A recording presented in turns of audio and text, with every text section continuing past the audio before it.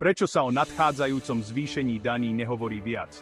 Pozrime sa, ako to ovplyvní práve vás.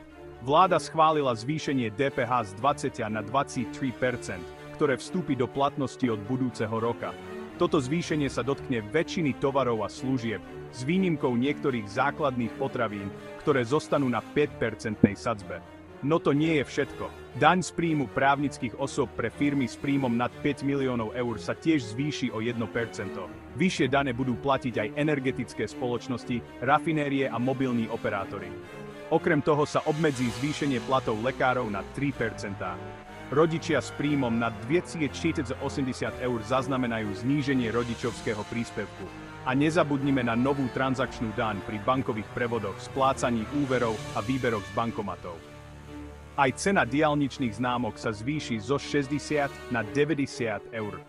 Cieľom týchto opatrení je znížiť deficit verejných financií, no určite sa dotknú aj vašej peňaženky.